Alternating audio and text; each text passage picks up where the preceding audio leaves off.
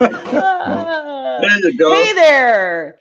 I am here with WKDW Real Talk Radio with John Rawlings with hair today. John is actually called me last minute and said, "Hey, I have a radio show to do on Friday. Do you think you could take it?" Because he was called at the last minute to host a wedding. It was a very important wedding, so I said, "Okay." The beers are really collecting that he's adding to what he owes me so far. So, with us today is our guest, our great guest who comes on all the time. It is Peter Bartolotta. So, How you Pete, doing? how are you doing, man? I'm doing great. It's a How beautiful it, day in sunny Northport. isn't it? How was Thanksgiving? It was really good. We Yeah. spent it with Eileen's children up in Orlando. The drive Mm-hmm. was a little bit much, but other than that, the food was fantastic. Family was great. It was a fantastic day. The drive. That is the worst part, isn't Oh yeah. it? Ugh, Oh yeah. yeah. But as much as you guys have been to Orlando and back, I think you're probably used to it by now, right? I can do it blindfolded now. Yeah. Anyways, Pete, tell me, what have you been up to? What's been up to lately?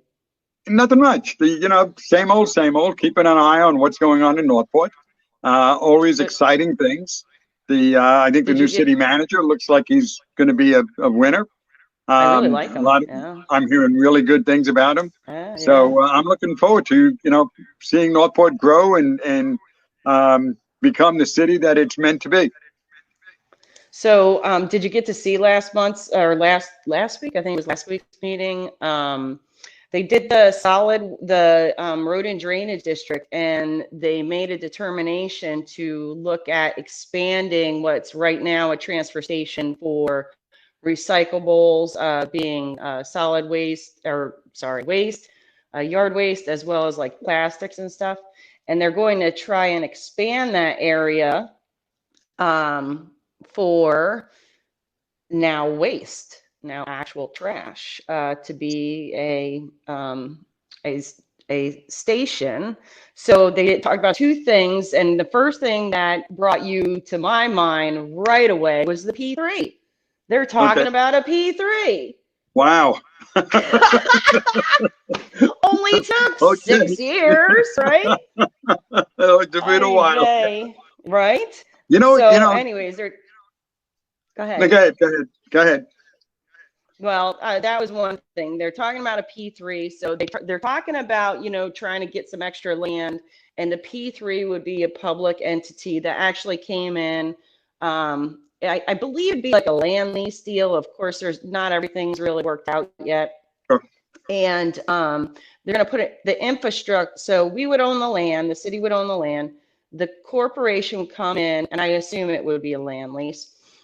They would create the infrastructure. They put all the particular types of devices that they need. They're looking at specifically, well, the commission as an overall would really like the more up-to-date type of station where it kind of is like, they're almost like little vaults that it goes underground, the waste trash. And then what happens is that they come out and they grab it. So this particular private side would be the ones who own the trucks, grab the stuff, take it to from point A to point B, come back, grab the next one.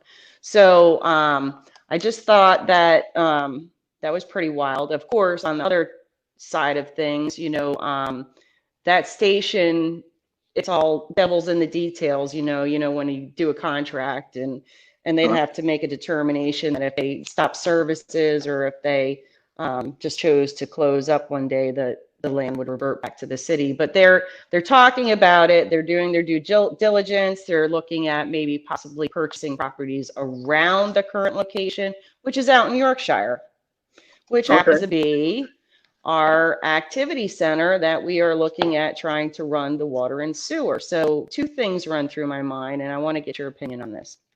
First and foremost, if this goes through, they're going to run electricity. Now, this is kind of like right in the middle of the Yorkshire hook. It kind of makes a U. and it's not, I think it's Blue Leaf. It's either Blue Leaf or Silver Leaf, but in that area. And so it's not right up on 75, and it's not right up on Price. You know what I mean? Okay. And so by running that electricity line all the way from Price up to, say, middle part of this entire activity center, you know how much relief that is going to be for those who need to hook into it? Because it's like 300,000 for the city to run it. So are they? Because that's why that place. Okay. Are they? Is it a transfer station? Okay. Yeah. Because I always wondered, instead of a transfer, why not go to waste to energy plant and let's create our own electricity here in Northport. Let the trucks come in with the garbage, burn the garbage, and let the city become its own electric utility, hopefully offering the electricity at a better price than they can with when the private side. So you got all this, Which is, to just I love the transfer idea. it, you got to put it down, then you got to pick it up. It's like food shopping, right? You go to your car, you get out of your cars, you go into the food store, you get a cart, you fill the cart, you empty the cart to check out. Then if we're doing this, why not burn it? And they can burn right now, I understand, at a heat that is so intense that there is virtually no residue. So, I mean, I'd like to see Northport take a look at some futuristic approaches to it. I had a long conversation with a guy named Lee Pallady, who owns the property on the corner of Toledo and the interstate. Yep. Yeah. And he's the one that introduced me to that. He goes, Peter, this is it's the future, and somebody around here is going to wind up doing it. And I'd rather than be the transfer station, I'd rather be the supplier of the electricity. Well, I can tell you right now that the state of Florida does not like it when government creates utilities. You know that. So it would have to be a private kind of sector, a P3, essentially. Someone would have to come in and do it.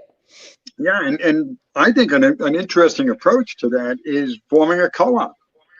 Get the local businesses and to partner into this, create a co-op and give the city a kickback, which they're doing in other places with internet and other utility type services. So if you think about it, the kickback would be that the city's getting free services for dropping off the waste. There you go. I mean, there's the kickback right there. That's not hard to figure out because, the amount of money that's being used right now, because every time we take that trash up to Sarasota County, I got to stop saying we. Every time the city takes the trash up to Sarasota County, it costs money. And the fees are going up higher and higher and higher. And the biggest problem why this transfer station has been needed for about 25 years, actually, is that the trucks are so, you can only have so much of a size truck to go through the neighborhoods. So essentially that truck has to either go straight to the dump, or it's got to go to another truck, which is 3 times as large. And as soon as that truck fills, that goes to the dump.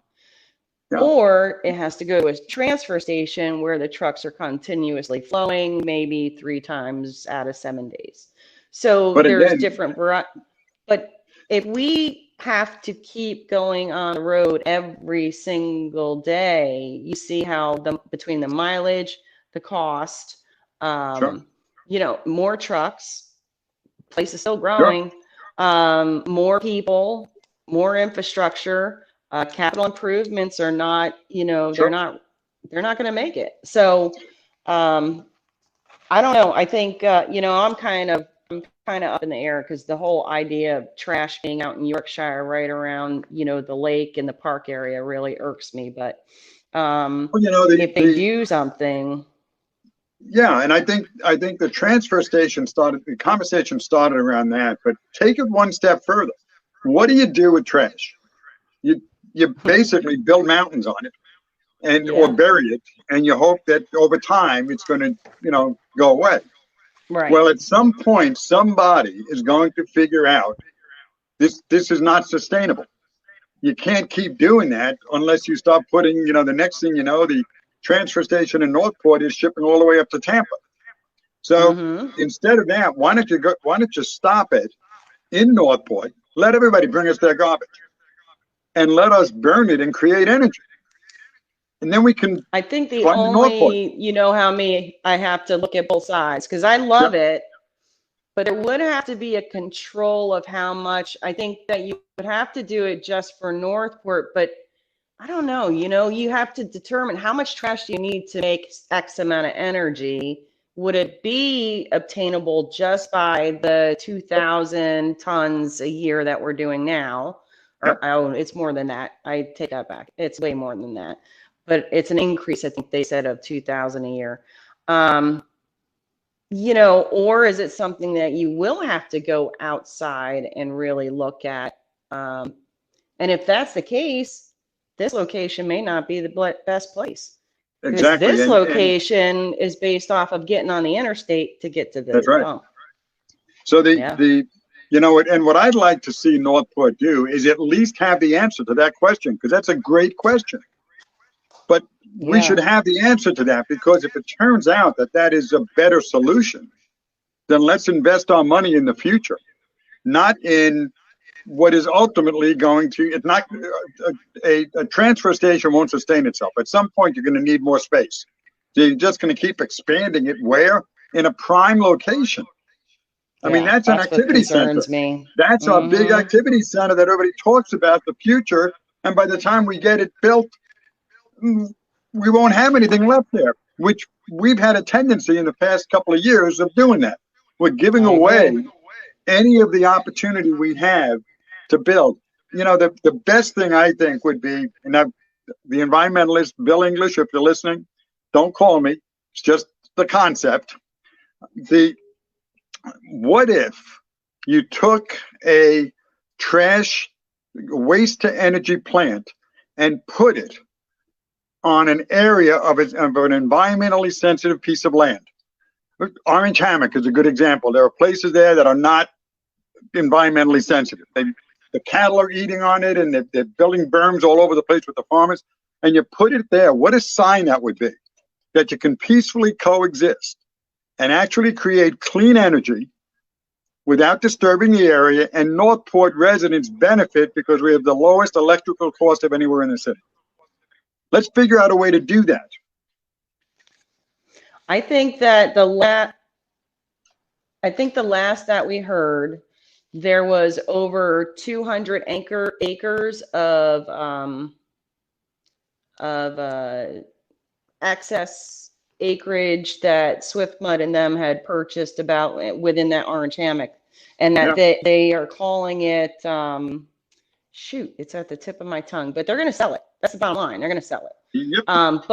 But why couldn't the city get in there and say, look, let's find a way to make this, more useful and more equitable for our citizens? I love that. Well, why didn't, and I'm a big fan of Orange Hammock, not of selling it, but of Orange Hammock. And how did we give away? I wish you were there when this happened, Vanessa, because it never would have happened. I wasn't. We gave away 5,700 acres. We said to Swift Mud, who, by the way, controls our water, guys, we said,